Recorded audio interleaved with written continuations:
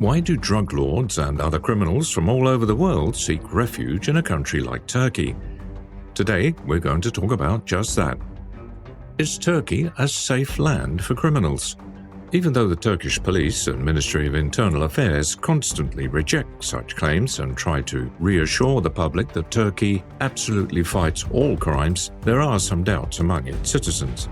Internal Minister Süleyman Soylu suggests that Turkish security forces have been very successful during the past 6 years. We have to admit that those are not just empty words. The Turkish police broke up more than 500 organized criminal groups, including 16 regional ones. But there is another side of the coin, and their true efficiency is yet to be revealed. Some people claim the police bring only petty criminals to justice while hesitating to deal with more serious ones. Some critics even believe the police work together with criminals for mutual benefit. They suggest most of the crimes that rise to the surface are usually a result of gang wars rather than police efforts.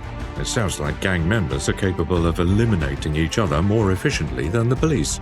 Either way, Turkey is known as a safe haven for criminals and drug lords, especially from the Balkans and the Caucasus. Kavak and Skalljari clan. One of the most recent shootings in Turkey, which is also one of the most effective assassinations lately, involved members of the Kavak clan joining forces with the Turkish mafia in order to eliminate the leader of Montenegro's Skalljari clan, Jovan Vukotic. To make the situation even more disturbing, the assassination was brutal, since Jovan fell victim to the rival clan in front of his pregnant woman and their little daughter. You must be wondering why the rivalry between these two clans is so strong, and where gang members draw motivation for such brutal ventures. So let's find out. The war between these two clans started in 2015, and as many as 50 people in the Balkans have lost their lives as a consequence. Because of that, Vukotic had to leave the Balkans and find refuge in Turkey, where he was arrested in 2018, just before being deported to Serbia and subsequently Montenegro. He spent some time in prison in Montenegro, but managed to get out, and as soon as he did, he entered Turkey once again using a forged passport. It seemed like this time he got away with his wrongdoings, but eventually he lost his life in Istanbul in September 2022. Epilogue of the assassination of Vukotic. Upon the assassination of Vukotic, the first suspects were high-ranking members of the rival Kavak clan, who were arrested in Istanbul. One of the most influential ones, Radd Zivkovich, wasn't even supposed to be there, and the public was shocked that he was. Zivkovich was deported to Serbia in 2018, but managed to come back to Turkey using a fake passport, the same as Vukotic, making him a typical case of entering the country under suspicious circumstances. Zivkovich's phone showed images of the whole process of torturing and assassinating the Serbian drug dealer Zeljko Bojanic, who also crossed the Turkish border, again using a fake passport. To aggravate the whole situation, Bojanic was allegedly a close associate of the famous Balkan cocaine magnate Darko Saric. So, this is the third criminal who managed to illegally enter the country. Maybe the police efforts are not as sincere as some suggest, and at first glance there are definitely reasons to consider Turkey as a safe land for criminals. Let's see how all of this unravels. Testimonies of Turkish journalists. Timur Soykan is an investigative journalist who writes about criminal activity throughout the country. He claims that Kavak leaders felt completely safe in Istanbul, since they didn't even consider leaving it before the elimination of Vukotic. The many battles between various clans that took place in Turkey and the Balkans are not the only ones. Livaz Lordkipanidze, one of the leaders of the Georgian clan, was shot in the Black Sea province of Trabzon, most likely in the war between a Georgian and rival Bulgarian clan. This was a truly international clash, because two Russians were also arrested in this case. Cengiz Erding, a Turkish journalist particularly interested in this case, announced that some high-class restaurants located in Antalya and Istanbul are meeting points for the mafia from Russia, Azerbaijan, Georgia, and other countries. When gang members gather, not only do they discuss their upcoming undertakings, but they also perform a coronation of the gang leaders. The strained relations between the once allied Caucasus gangs date back to a 2003 meeting in Istanbul, where there were disagreements concerning the distribution of leadership positions. Armed conflicts have not stopped since then, taking one life after another.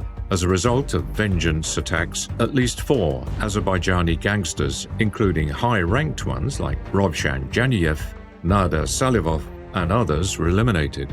Who would have expected these things were possible in a developed country like Turkey?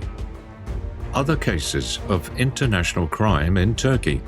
In September and October 2022, there were 2 reported cases of shootings between foreign gangsters in a shopping mall. The year started in the same criminal manner when the New Zealand Comancheros gang leader, Duex Hohepa Gakuru, accused of drug trafficking and money laundering, was arrested in Turkey. He'd reportedly been living there for a while. There are 2 possibilities.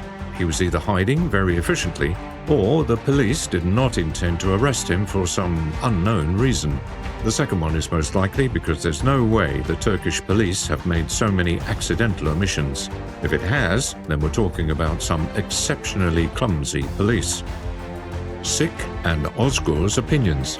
Ahmet Sik, a lawmaker for the Workers' Party of Turkey, publicly submitted questions to the Interior and Justice Ministers, wondering how many criminals were able to live normally and operate in Turkey. In addition, he asked them if they selectively fight and arrest criminal groups, intentionally bypassing others.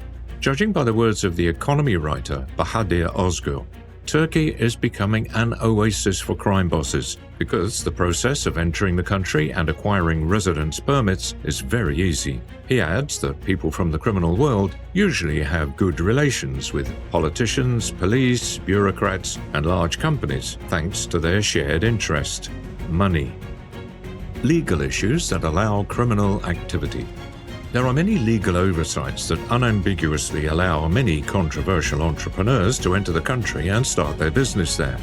Turkey offers citizenship to everyone who invests $400,000, or 366,000 euros, without even investigating where the money comes from. Ozgur also adds the Turkish government seems uninterested in these issues, and that's exactly what contributes to continuing criminal activities. It literally means that Turkish legislators legalize money laundering. Another reason why criminals from all over the world prefer living in Turkey is the lack of agreements on the extradition of criminals with many countries. To make things worse, even when those agreements do exist, the government implements them very arbitrarily. When it comes to Russian gang leaders, they can't operate in their own country due to strict laws and heavy penalties, so they choose to move to Turkey. They only change their residential domain, but their business remains in Russia, meaning they operate from Turkey without carrying out any illegal activities in that country. That sounds like the best option, because obviously they don't want to be visible to the Turkish authorities, or Turkish gangs too. Mafia members from all over the Balkans have been successfully crossing the Turkish border using fake Macedonian passports for years, even after North Macedonia busted a passport forging ring involving a police officer in 2021.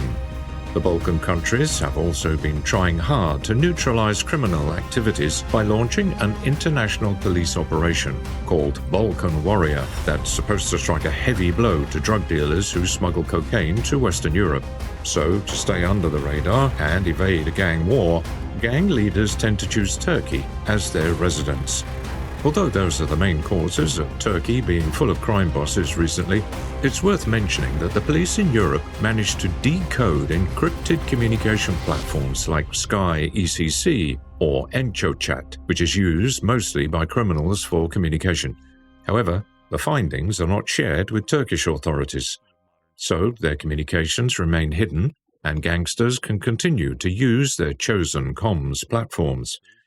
That's it for today's video. If you enjoyed it, make sure to leave a like and comment on this video. Also, don't forget to hit that subscribe button if you like what we're doing and want us to continue with more cool content. Until the next time.